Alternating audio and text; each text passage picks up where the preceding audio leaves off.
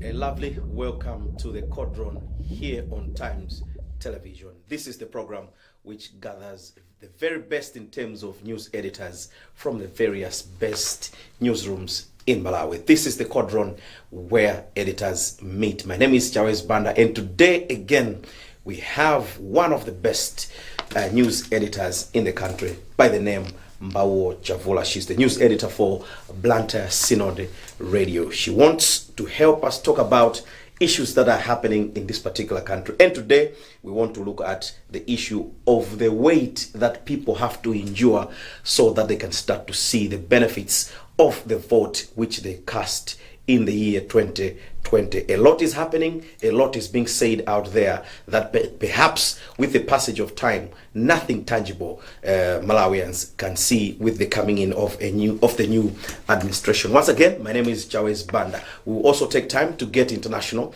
where we see things that are happening in the international world that have a direct bearing on our country. And again, we'll get back home to look at matters that are happening in the newsroom. Let's get started for today's edition. Bawo, welcome to the edition of the Cauldron. Thank you. Welcome.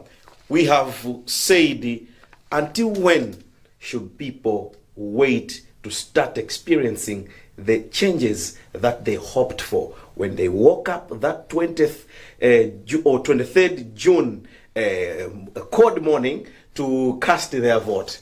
Until when should people wait to start seeing the dividends of their vote? Depends on what they want to see.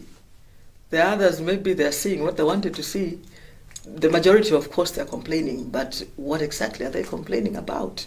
Maybe you could elaborate on that. What do they want to see? Mm-hmm. What do you think people want to see? Let's start from there. You are a news editor. What are the issues that perhaps happen to be the most talked about, to say these are the things that people want to be changed? These are the things that people want to see change on. I'll talk about the rising prices of goods and commodities. That is one major gripe that many people have. Cooking oil is an example. We look at transport. Everything is almost on the rise. So maybe on that point, almost everyone is complaining. But as I said, there are some people who are very happy with the status quo now. Mm-hmm. Now, you have brought in a very good thing here to say people are looking at the very basics of life. Maybe you're talking about cooking oil. These are some of the items that constitute the food basket, to say cooking oil, the fast-moving consumer goods, the FMCGs, and perhaps some of the other things that people require on a day-to-day basis. Do we have the explanation as to why things are rising on the market? Has anyone come with any convincing explanation to say these things are happening because of this? For the cooking oil, I think the CFTC, they tried to talk about the issue seems to have just died out, because they were actually engaging the cooking oil manufacturers to find out why they were having such exorbitant prices. But then it's not just the cooking oil, it's almost everything that others would consider luxury, others is a daily necessities, things like soap, sugar. Yes. All those things, people are getting very worried now, because we were promised to be having 3 meals a day. But then the people out there, they say we're still having 1 meal a day. And maybe you even look at who should eat today in our household. Should it be the youngest children? Should it be the oldest one who should at least have a portion to eat? The unemployment is also a very big problem. 1 million jobs were promised, but we're seeing so many job losses. Of course, that is to do with the coronavirus. You look at the hospitality industry, they've lost a lot. So many jobs are lost. But it's not just them. That has a domino effect. One person loses a job, maybe the domestic worker also loses a job. So it's spiraling out of control, and nobody has come out to actually tell us the clear direction on the way forward. Now, I was looking at the explanation that perhaps could ease the hearts, could warm the hearts of many, to say this is what is happening and this is what we are planning to do, and these are the interventions to overcome the status quo in terms of the challenges that Malawians are facing. Cost of living. When the cost of living is very high, people fail to cope. People fail to cope. So many challenges do erupt. You can look at issues of crime. Recently, you just saw what was happening. We have seen several Indians, latest being a certain woman being killed by thugs right in her home. So when people are failing to cope with the cost of living, so many things crop up. How do we go about this, Bawo? But I don't think you should blame criminality and say people are becoming criminals because of the poverty. There are so many people who are still struggling out there, but they've never resorted to becoming criminals, to becoming murderers, just because of easy cash. It takes a criminal mind to decide that I'm going to kill Chawezi because he's keeping 10 million in his house. It's got nothing to do with poverty. Now, talked about the cost of living. This is something that we cannot run away from. When someone doesn't have food to eat, you can't negotiate that particular situation. Food has got to be found. Do you see that the government is trying to do something so that it can put down the price of so many things that are happening in this country? Sugar, bread, cooking oil itself. And cooking oil happens to be a very hot issue in town. MRA is being taken to task for it. The same is happening to Ministry of Trade. And there's like moving back and forth. Minister of Trade is saying, no, this has to do with the Malay Revenue Authority because they are the ones that introduced the VAT. So many things are just moving. No, MRA came out very clearly and said that their VAT was 10%, but the cooking oil, I think it's about at 19%, the price rises. So MRA, I think their hands are clean on that. Unfortunately, those commodity prices going up has also led to a lot of smuggling. I understand a lot of people are selling cooking oil, contraband cooking oil from Mozambique. Yes. That has come about because of, we cannot afford the local cooking oil, no matter how good it is. What are the local manufacturers saying about the cooking oil? They're saying it's a global trend. Some are even comparing prices with South Africa, which is also true. South Africa and Zambia. Maybe it's a cartel. Maybe they've discussed and decided that they should do that. Because nobody has come out very clearly to tell us why they're doing that. Now, my question, Bawo, goes back to government to say, are they doing enough to sensitize the masses? Because they can suffer for something which they haven't done. Because if you say these things are happening globally, and even when you say it is because of the smuggled cooking oil which is coming into the country, then it is not something which the government is doing. Maybe the government can only be blamed for failing to put in place control measures. But have they explained this in clear terms to say, this is not our doing, this is not the 10% or the 16.5% VAT that we imposed, but these are perhaps forces on the market which are determining the price at which cooking oil has got to go. Have they explained this to Malawians? MRA did, but I can say that sometimes talk is just cheap. Sometimes it's not about talk, it's about action. Unfortunately, for our liberalized economy, government cannot say, put your price at this. They cannot do that. Yes. So their hands are tied, basically. But they cannot just be coming and telling us, talking to us. Talk, what is that? Nobody needs talk, we need action. So they have to maybe talk. I mean, the CFTC, they were talking about it. They were trying to find out why they're doing that. So we're still waiting for the results of that. Hopefully when it comes out, maybe they will be forced, because I believe that CFTC has that power. Yes, you've just brought in the issue of CFTC, Competition and Fair Trading Commission. Competition and Fair Trading Commission. You have said they have intervened. Yes. The potential areas that they want to look at are perhaps matters to do with what they call collusion. Because perhaps the suppliers or the manufacturers of cooking oil could collude on the market to say, let us set this particular price tag for our cooking oil for their own benefit, which is perhaps a bad practice in trade. Now, I want to look at the possibility of that being the case. Can it happen? I think we should wait for the results, because the issue is under investigation currently. They didn't bring out the final results. So when that comes out, I think we'll have a clearer picture of what really is going on. Before I get into the real bits and pieces of our discussion in terms of how long should Malawians wait for them to start to reap the benefits of the change that they wanted when they went to cast their vote, do you see the country having any general macroeconomic direction in terms of performance of our economy? I would say, offhand, it looks like it's on a downward spiral. They might look at the figures and say maybe it's 5% up, but honestly, as a layman, as a common person in the street, life is more difficult. Do you see government giving us any direction as to where we are heading to? They just have to. At some point, they must. They must tell us what is happening. So the Minister of Finance at some point, I think maybe in the midterm budget review, you have to come out and tell us clearly where we're going.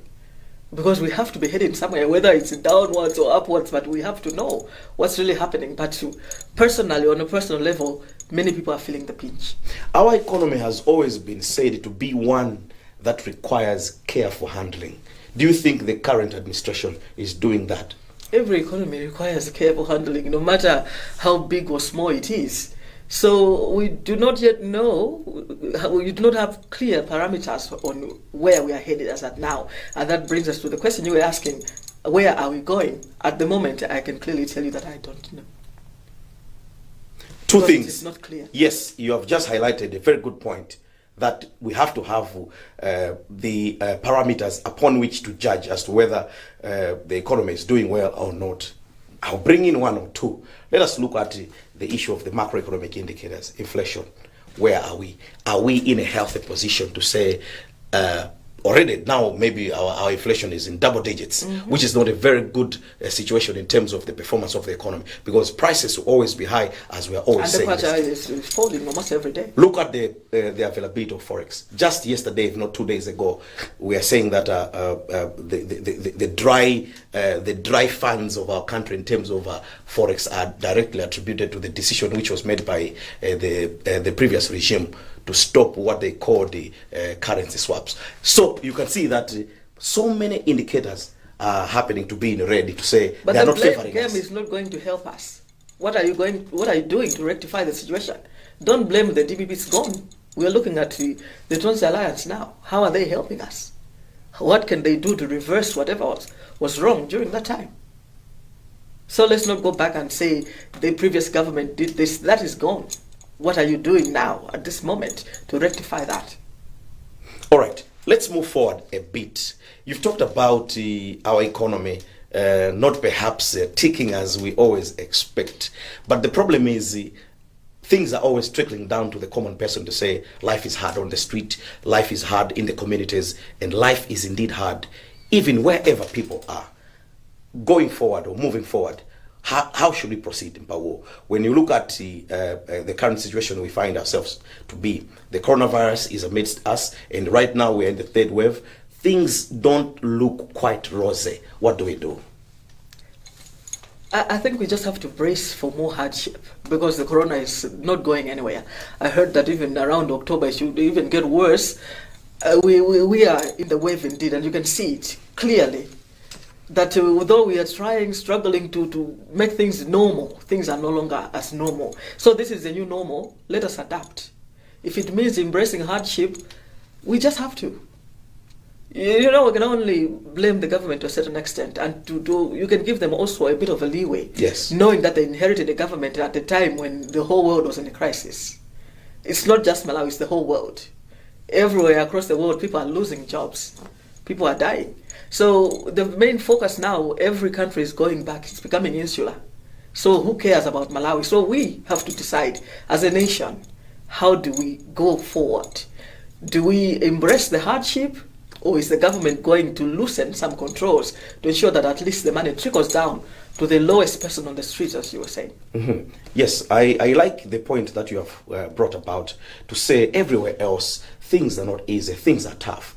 Now, this brings me to the point that for government to have perhaps the needed forex, or for government to have the money, you see that we are helped bilaterally or multilaterally by multinational institutions like the World Bank and the IMF.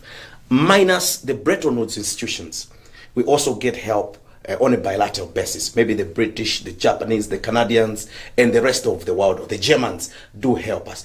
But if they are also feeling a pinch, they will either cut back in terms of the help that they give us, or they will totally stop for a moment, because they also want to concentrate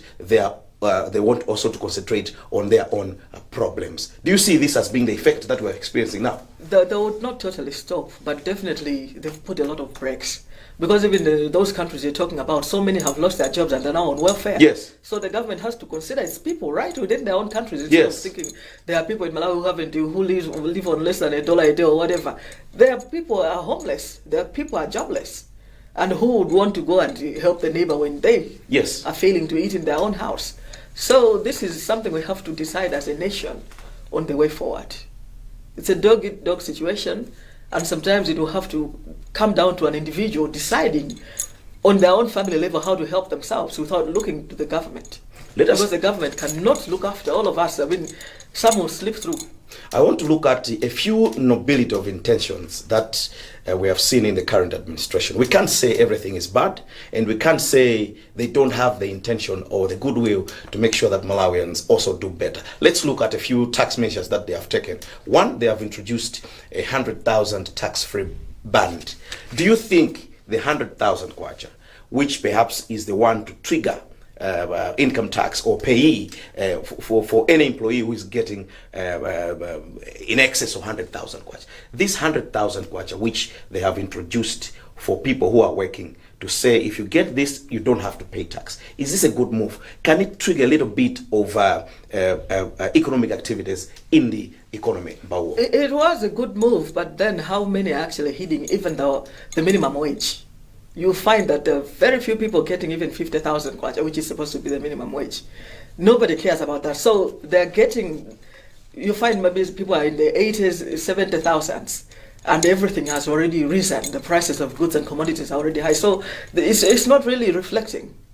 Because those who get more than 100,000 kwacha, there are very few, but they can also afford the basics of life. Compared to the lowest income earners who get less than 100,000, find they're getting all of it. But what does it have the buying power? You have reminded me of one thing which economists like saying. They call them the urban poor. People who live in cities and towns, but you find them being the urban poor. People go to Ntandire, you go to, let's say, Chirobwe, Nancholi, Bangwe, Mbayani, Ndirande, Safalao. People living in town, urban settings, but they're the urban poor. What is happening? And every day they're looking to get maybe a piece of work, say, can we wash your clothes for today? Yes. So they're living for that day, and there's so many of them. And with the current unemployment, there are more and more, and then we even find graduates who are willing to take on menial jobs now because there's no job. Even those who are in their jobs now, they're just holding on. Maybe their salaries have been slashed, or maybe they've been stagnant, but they just have to hold on because there's nothing more to do. The second thing, Bawo, we've talked about just the urban poor, but we have the working poor. People whose job is not gainful. You've talked about people who are earning less than 50,000 kwacha. Mm-hmm. What can a 50,000 kwacha do to a human being with perhaps 2 or 3 kids to look after, to send to school, to pay rent, to buy food? What can that do, Mbawo? So that's why we are now creating a class of very poor people who have got no hope of actually getting out of that poverty that they are entrenched in. So you find that the rich are getting richer because they can afford almost everything. The basics, they go to the best schools. Whilst those ones you're talking about will have to send their children to government private schools. And they're back. Where the teachers can decide to go on strike for 3 months. And then they will go back, they will not catch up, they'll still need to write the very same exams as the other ones. It's a very tough situation, and I don't see that cycle breaking in the near future. Do you pity this government? Do you pity them? I don't. Why Why should I? They chose to become the government. They actually aimed to become leaders, and they achieved their goal. So let them find solutions to these problems. All 18 million of us are looking up to them to help us. Sometimes you don't pity them, No, but no, sometimes I feel sorry for them in terms of the challenges that they have to grapple with. It is not easy, Mbawo. But that was a choice. They offered to leave. If you and I wanted, we could have become politicians and Yes. gone into government. But we have chosen not to. So if they chose to become politicians and leaders, let them go ahead. Now, you've reminded me of one thing. Someone said the politics, or to choose to run for a public office like that, is simply a competition of ideas. To say, our ideas are better than yours in terms of agriculture, in terms of health, in terms of management of the economy, in terms of the education sector. Do you see that the ideas that the current administration has are any better than the best than any of those that were offered during that time? When you look at things critically, you realize that it's just the same.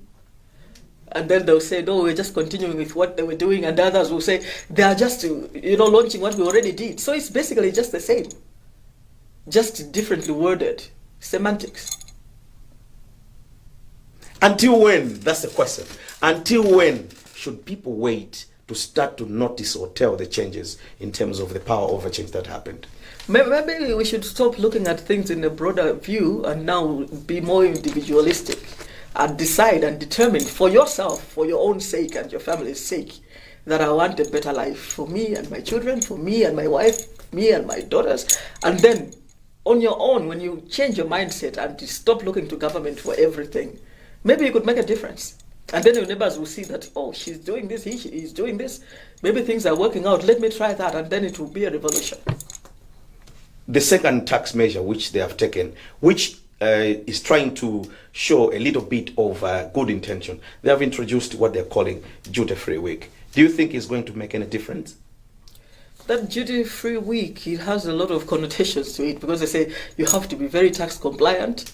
You have to have your tip in. Many of our petty traders don't have that. They might be going cross-border, but do they have the registration? So in the end, it will still benefit very few people. You mean they should totally abandon it, or we should maintain it, but it has to be crafted in a better way? We'll see how it goes, because it might also ruin our economy if we just take it to wholesale in a blanket way and say, let's say we import autos or mirrors, how many, those small cars, that's about $300. Somebody imports 50, somebody imports... It will be impossible if everyone takes it on. There is one saying which they like putting across. The government always has a budget for development, and this is this budget for development is that which makes a whole lot of difference. This money has to go and be used in terms of what they call public sector investment. When they take on huge or big scale public sector investments in terms of infrastructure, they have an effect on the economy in the way that maybe jobs can be created. You can see a lot of people maybe supplying so many things. So there's that kind of effect in the economy that helps so many people to have a piece of this particular cake. And this time around, Minister Mlusu says they are going to get this particular money by issuing a 1 trillion kwacha bond, a 15-year bond, which they will get locally. They will get this money from the local market. Do you think this is going to work to get the money from within? Is the money there? That's the question. And unfortunately, you find that very few people are going to benefit from that, because we've got cliques now, people who will be eating at that particular point whenever a particular government is in power. So the trickle-down effect will still be very little when you look at the common man who at best be a laborer on a construction site. Those who eat money are still those in officers who are always enjoying whatever government comes in. They are always very secure and very safe. But for the poor person, the downtrodden person, I don't see much of a difference being made. You don't see much of a difference being made. How best should the government do its things? Should we still be depending on the things that we can do here, or we should because others are saying, why has government decided to borrow from within? Because borrowing from within, one, is expensive. Two, it will crowd out private investment, because the government becomes a competitor to the private sector. Because if the private sector wants to access the very same money, these particular, let's say, commercial banks will choose to do business with the government, because they have got a guarantee of repayment from the government. So they don't lend to the private sector, they lend to government. So the private sector will be crowded out. As such, there will be no financing of projects. Those projects which could also employ more people. How best do we manage or handle a situation of this nature, Mpawo? I think the government has got no choice now. As I said, we have to now become insular, because every government is protecting its own.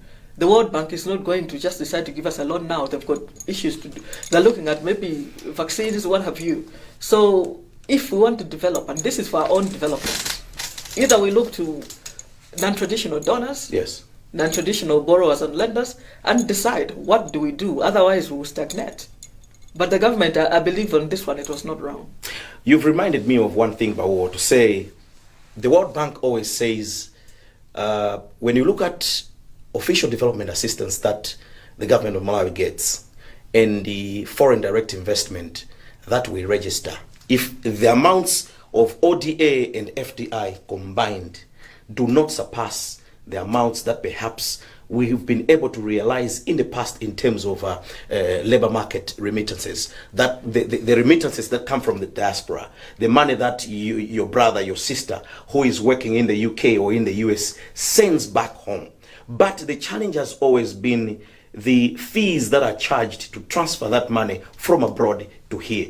The fees are so exorbitant. They are very prohibitive. So they were saying, if possible, try to lobby for these money transfer organizations or companies or businesses to make their transfer rates a bit affordable. When you do that, you improve the situation of your people in your country, because that particular money goes direct to the households for health, for education, for development, other than having ODA and FDI, which is centralized within government. Do you think they are justified when they do that? And have we done anything of that sort? You know of these organizations in town, the Western Union, the MoneyGram, you've got the bureaus, how they charge their amounts. Unfortunately, you should also know that the remittances from the diaspora, I think they've fallen by half. Yes. In the past 2 years because of coronavirus. So even those companies are also struggling to survive now. The money transfer companies. Yes. Because the people who used to go and send money, they're no longer sending. Exactly. So I don't know, we really have to think outside the box, because life is not the same and it will never be the same again. Even after this pandemic, if it goes away, things will never be the same. We're doing things differently now. Yes, we have been looking from outside to get the help and all sorts of fashions that we can get the money. I remember one gentleman who used to lead EcoBank, West Africa. His name is Dr. Arnold Ekpe. He used to say, no country has developed through foreign direct investment. Mm-hmm. You first start at home and foreigners come to help you. Do you think he was saying the truth? He was. Unless the foreigners have an agenda. You look at the infrastructure that comes from countries like China. And then I'll take you to Zambia. Zambia is being held at ransom now because of those so-called developments that were given. Yes. It's basically now almost being controlled by China, like a province, because of that same money that comes with so many connotations. So indeed we should look inside, within us, and decide that we're going to develop our country. But if we're continually looking to China, we're looking to the US to develop, they've got their own problems. Sector by sector, Mbao, when you look at local participation, what is your take? You are the one telling me that indeed we have to be looking inside within ourselves. When you start to, maybe if you can give me 2 or 3 examples in terms of local participation, sector by sector. Are we there as Malawians? We are trying. Unfortunately, there's a monopoly where, as I was saying, there are cliques. You know that these people are very good in the area of agriculture, but they have to belong to this particular cabal. Yes. You look at these people, they are very good at banking. In this country, banking, I think it's almost wholly with the Indians. So, to a certain extent, there's always that suspicion that these are not Malawians. You listen to how people speak. When one person of that color does something wrong, say, these are not Malawians, these are not our own. You look at the refugees, they were told to go back to the camps. These people were trying in their own way, but there's always, that feeling of ownership wasn't there, because you always say this one is a foreigner. Unfortunately for us, it's mostly the foreigners who are doing great. 2 things, Mao, that come up because of that. I heard one time the Reserve Bank of Malawi complaining that over 7 billion Malai kwacha is lost through illicit financial flows. And this comes in the sense that the money suffers from what they call capital flight. The money leaves Malawi to help some other countries through a foreign ownership of the businesses that happen within the country. You just talked about the Indians and the rest. This is simply like a playground. When they make the money, we have let them make it there. They make the money here and they take it outside. That is the laxity of the governments now. What do we do? Screw up, tighten up the screws. I think things are now, the government has put a deliberate effort to say Malawians should be among the first to get tenders, to get yes. That is going to help us. So it's just been put in place. Let's see how it works. Because we are all tired of seeing the money go. And you say he spirited out 10, 15 million in Forex. He was caught at the airport. How many go? How many go through without being caught? Yes. The other thing, but similar or linked to this, is the issue to do with the repatriation of export proceeds. The Reserve Bank of Malawi talks about what they call there are days that were designated At first, there used to be 180 days within which all the money that we realize from exports, let's say when we export tobacco or tea or cotton as our cash crops outside, we have to make sure that anyone who is exporting this particular farm produce should repatriate the proceeds of that particular consignment within 180 days. Now, the RBM has revised the period within which this money has to be repatriated from 180 to 120 days. Are we making any progress to make sure that at least the money that we realize from any other cash crop that we sell outside should get back home? Maybe you should start tracking now that Auction Holding says it has made a profit of 155 million. You should see whether that money translates into coming into this country, because they released the figures, I think, this week. So we'll see. Track it now. So it's not for the 120 days. Mm-hmm. Yeah. Export proceeds tracking. Whose duty is that? The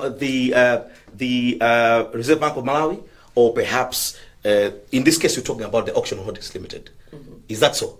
Financial Intelligence Unit, even you as a business journalist, it's your duty now to see we made this money. Where has it gone? Is it in the country? Mm-hmm. So it's a duty of everyone. The oversight role should not just be for the government. As a citizen, you should be very interested in what your government is doing. You just brought in the issue of laxity. Do you think the regulatory framework, when it comes to all these things, is up to the notch to make sure that it polices and provides the surveillance that we need so that we are able to track the proceeds and we are able to repatriate all the money that we make within Malawi? I believe they're working. That's why they've revised the dates, because they saw that whatever was happening at first wasn't working. That's why they've revised the numbers downwards, so that maybe they know what they're talking about. Means they've been saying that something is wrong. Now, one thing that interests me the most, Mbawo, is we seem to know where the loopholes are, don't we? Mm-hmm. We do, but then now corruption comes in. Somebody will approach you behind the scenes, you let them go. That is the biggest problem. And if we don't develop that patriotism individually, we're still doomed as a nation. Beautiful. That's what I wanted us to conclude this issue on. What is the role of the citizens, the ordinary citizens? Do we just wait and say, we'll wait for the duty bearers to do what they're supposed to do? Or we, the citizens, also have a role to play in all these particular happenings within our country? We have a very big role to play, and I believe that Malawians are trying nowadays. There have been some things that have been stopped in their tracks because of, you just started a campaign on social media, and the government sits up and takes notice. So we are doing our part as citizens. The HRDC just ran the whistleblower initiative. Do you think it has paid any dividends? It did. We'll now wait to see if the courts will finish what they started. People have been complaining that perhaps the ACB is dragging its feet. You know, sometimes I hesitate to talk about offices which I don't have much understanding of. Yes. I don't know the challenges that they face within the ACB. Apart from, we know that the funding maybe is a bit low, but then I do not know how they operate, the nitty-gritties. Yes. So sometimes it's very easy to criticize when you don't know what is really on the ground. Makes a lot of sense. All right, Mo, let's take a very short break and then we'll be right back. You're watching the Cauldron here on Times Television. The Cauldron is where editors meet. We gather the best editors from within the town just to make sure that we discuss some of the sticky issues that are happening within our country. We will take a very short break and then we'll get to our international segment of the Cauldron where editors meet.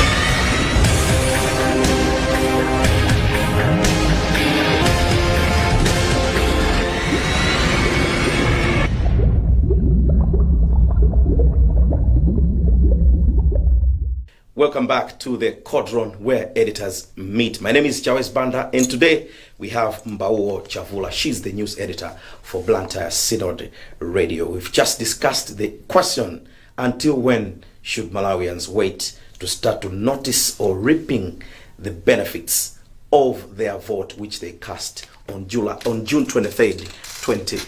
It seems so many things are happening in the country and Malawians just can't wait anymore because they want to start noticing the change. But let us get to our international segment. We were here, I think, last week. We discussed South Africa and all the chaos and the mayhem that is happening in South Africa. We never thought things would get to this particular stage. All I remember is I asked you one question to say, Do you think what is the arrest of the former president of South Africa, Jacob Zuma, and by then they were relatively peaceful protests. They were only marching and they didn't do anything wrong violently. But today, I asked you one question. Do you see this having any potential to destabilize the country and of course to affect their economy? Here we are, shops looted, people dead, the army is on the street trying to restore order. We were prophets, I guess. I think what happened is some other elements have just taken advantage of to expose the weakness of, of the South African government security systems. Even the Minister of Defense has actually admitted. She said it very clearly that they were caught unawares. And how do you get caught unawares? Where is the intelligence? Because you can seriously not have 25,000 soldiers to fight against your own citizens, because basically that's what soldiers do. The police have failed. The police were filmed looting, so they had to bring in the army. 2,500 soldiers failed. Even as we are speaking now, the looting is still going on in some areas. 25,000 soldiers to fight internal security. Something is very wrong with their system. So Jacob Zuma was just the catalyst for something that was boiling down beneath the surface. The government says 12 people have been identified as the ones who are behind that. Gauteng is in flames. Johannesburg, Durban, 45,000 shops looted. It's because they were caught unawares. What were they doing? Within the very first day, something should have happened. This is beyond Zuma. It's got nothing to do with Zuma anymore. Whose underhand is this?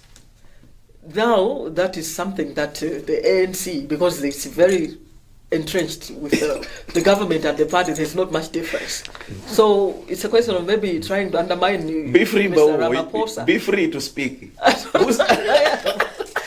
really don't know, but then you should see that he also doesn't seem to know what to do. Yes. He just says, we'll deal with you. Over 1,000 people in jail. There's coronavirus out there. Wow. The people are busy looting, they're busy spreading the virus. 100,000 people are bound to lose their jobs. So there are some people who never get back to where they used to be, those small businesses that have been looted. Because you saw the looters, all of us saw them. Exactly. They were not just stealing from the supermarkets. They were stealing from the very small businesses. Somebody's goats, somebody's cows, and you steal. And that person is hopeless forever. Very sad. Now, I want to look at, there's a certain clip making rounds on social media of a member of the African National Congress, ANC. He is saying, we told the president that the Guptas are going to cause chaos in this country. We told him, and this is what is happening. Is this gentleman saying the truth to say all this thing is emanating from the Guptas thing? How the Guptas ran away from that country a long time ago. And when Mr. Ramaphosa was taking over, it was basically because of the state capture that had already been there. Yes. So the Guptas, they left. Zuma, he was forced out of power. He's just now an old man in prison, watching what is happening. Can you blame him? You cannot say that Mr. Zuma stopped this. It has gone beyond him. He cannot control those people who are destroying Durban, Gauteng, and what have you. Those elements within the 12 people that the government has identified, they should know. The government, if it is really a government with an intelligence unit, it should know who is really behind that. You've just said that there is an infiltration of rogue elements within the system, because we cannot say this is the Zuma issue. Certainly, there must be some undercurrents. It's a question now of so much pent-up anger that was beneath the surface, and it has just erupted. It was brewing. It was. The people, those divides I was talking about, those class divides. There are people who live next to a mall, a supermarket. They live in their mkuku next door, and they cannot even afford to go and buy a bottle of water. They feel just pain next door. So all that pent-up rage now, it has erupted. And even if the government says we've brought in the army is not for internal security. At some point, they have to go back to barracks. But the damage has already been done. And now the citizens are against each other. Now Mr. Ramaphosa was trying to make it into an ethnic issue and saying the Zulus are trying to do this. That is the mistake we make as Africans. We now try to tribalize everything. This is beyond that. When you look at the items that are being that are up for grabs, or the items that these looters are making away with, some are making away with bread, others with pieces of meat, mattresses, cooking oil. You buy a sofa and you can't even fit it into your house. Now, it reminds me of what you just talked about, what is called the classification of residential neighborhoods. You look at the class divide which is there. Just next door, there's someone who is living in absolute or utter luxury. And the other one, just by the roadside, is living in abject poverty. Mr. J.F. Kennedy, John Fitzgerald Kennedy of the US once said, "You cannot protect the rich if you can't provide for the poor." Is this the case that is happening in South Africa? It's very true. It's very, very true. And this is not something that is just for South Africa. All of the African countries should be watching this very carefully. Because even here we live like that. You go to Namawa, behind Namawa there's Mbeira there. Yes. There are two different worlds. You go to Chirimba and then you go to Mbayani. There's some parts of Chirimba which are very, very posh. Yes. Look at Mbayani. So all of these people, they're seeing you. You're moving around in your fast cars. And that is why you see, whenever somebody rich does something, the first thing they'll do is destroy his property. Mm-hmm. They'll say this person is... They they'll feel destroy anger. everything. Yes, so... They're bitter. Every government within SADC should be watching very carefully. Beautiful. Every government within the SADC region should be watching this. If you can't provide for the poor, you cannot protect the rich. Let's take a very short break and then we come back for our very final segment of the newsroom here on the Cauldron, where editors meet.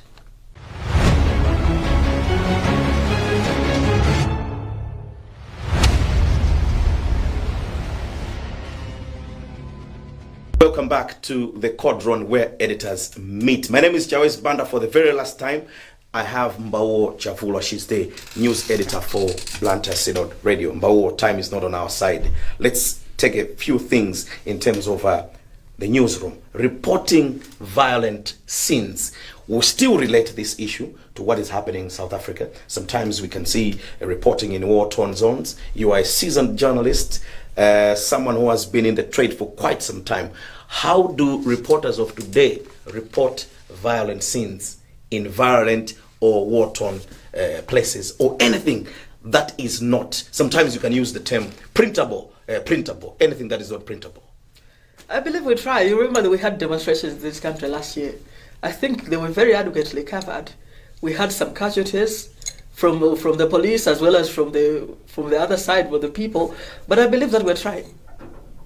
Do you remember how the domino effect came about when there used to be what was called the Arab Spring? You remember the Arab Spring? What happened in Egypt, Tunisia, Morocco, and I think there was another Arab country. Syria. So that Arab Spring, people say it had that particular domino effect because people were watching what was happening in one country. This was the media. The media was reporting in one country, showing what was happening. And then the other countries, the citizens would say, if this can happen in this country, therefore we also can do it. Is that what is happening? I don't think it can happen that way, but the people are indeed watching and taking notes. Yes. You say that this country, I mean, this is one of the mightiest countries in Africa. This is actually happening. The people are overpowering the soldiers. Let us try it. And then you see that in other areas it ends well, in other countries it doesn't. Like you talked about the Arab Spring. There's still war in Syria. Yes. Assad is still on his very firmly on his throne. Yes. I'll call it a throne because it's almost like a king. So it doesn't work. What would work in South Africa would not work here. It would not work in Mozambique. In 10 seconds, Mbawo, how best should reporters report violent scenes and, of course, matters over mayhem and chaos? You're talking as if it's only the reporters. We have so many citizens. Even in social media. And these are the most dangerous ones because at least you know what to present on Times TV. Yes. But for the one on the street, they want the fame, the immediate gratification. So they'll put it all out as it is, and everyone will make their own conclusions. Can you tell them the danger that it poses if we are just to carelessly post things without censoring, without the professionalism, the danger that these particular things do pose? Even if I told them, they would not listen. Because for them, it's that instant gratification. I was there first. That is why you find in an accident, instead of helping the people, they're busy taking pictures. Yeah. Wow. Thank you very much, Bawo, for taking time at short notice, but you still had to make it. That is why we love you here at Times Television. You are so handy. You come in when the situation calls. Thank you very much, Bawo. Thank you. Welcome. That's Bawo Chavula. She's the news editor for Blantyre Synod Radio. We have discussed issues to do with how long should Malawians wait until they start to reap the benefits of the new administration. We have also talked about the issue of the violence and the anarchy that is taking place in South Africa. And then we also delved a little bit deeper in terms of what is happening in the newsroom when it comes to reporting violent scenes. My name is Jawes Banda, right here on the Cauldron, where editors meet. Until next time, when we come with yet another top-notch editor in our program, I'm just wishing you all the best and urge you to continue enjoying the rest of our programs here on Times Television.